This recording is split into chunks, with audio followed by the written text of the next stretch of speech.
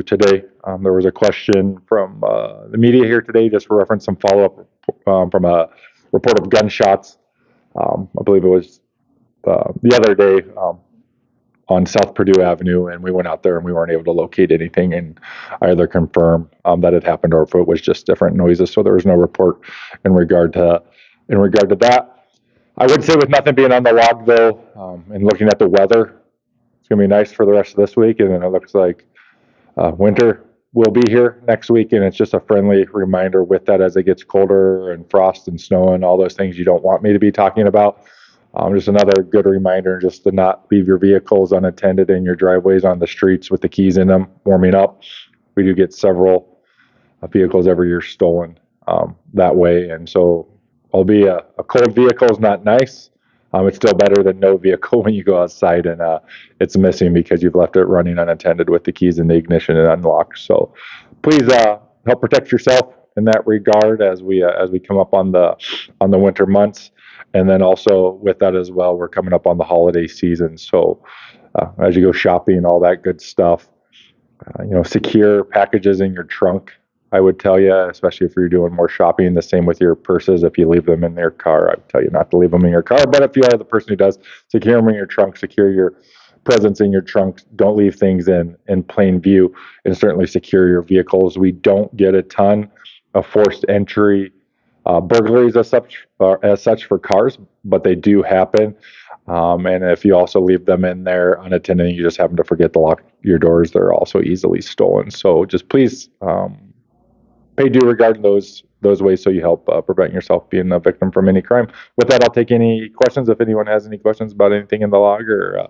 Well, do you think relatively to the last 5 years, there's a significant increase in the car thefts?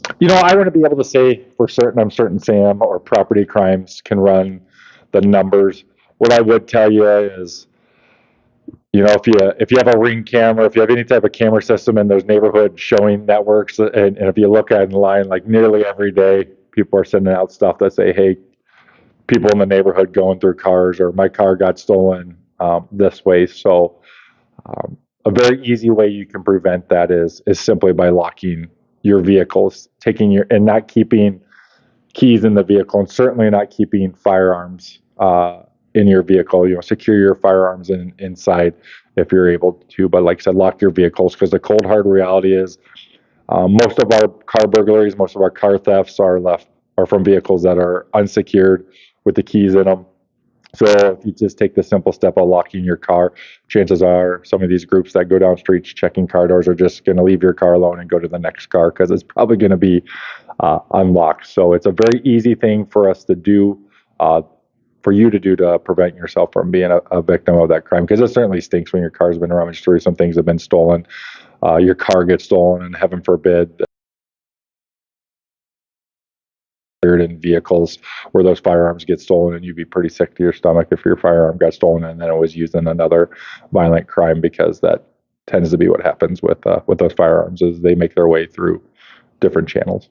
Do you get held accountable if your firearm is stolen and used in a malicious way? No.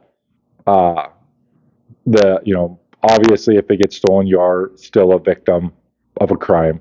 But like I said, there's no, to my knowledge, there's no statutory, as far as the criminal end of things. Like if your firearm got stolen and it was used in a crime, I would just tell you, even if there was, that'd be small comparison to just the sick feeling you'd have in your stomach, I imagine, if that happened. So we just certainly, with firearm, South Dakota's a big firearm state, just with large amounts of firearm ownership comes large amounts of responsibility with your firearms, and we just humbly ask that you don't leave them unattended in vehicles, and bring them inside and secure them properly. I have a question. Yes, sir. About the, was it initial lock? Yep. Okay, so a question had come up. The question was about a previous aggravated assault. The previous case that was referred to happened on November 12th, 2023 at about 1900 hours in the area of the 600 block of South Charlotte Avenue.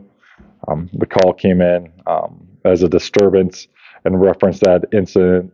Sounded like there was some sort of altercation where the victim was struck in the face with an unknown object, and referenced that incident. A female, last name Watts, Watts, first name Myesha, Myeesha, middle name Janelle, Janelle, was arrested for one singular count of aggravated assault. She's a 27-year-old black female that resides here in Sioux Falls. That was the weekend. Yep, on the 12th, so it would have been Sunday evening, I believe. If we have a spot here for a second. Oh, please do. Related to an incident on Marion Road here at Maryland. Was that Were it? they related? That I don't know. What little bit I was able to read of this reported, it appears that this incident started just near the location of where police were dispatched to. Okay, sounds good. Very good. Thank you very much. Thank you.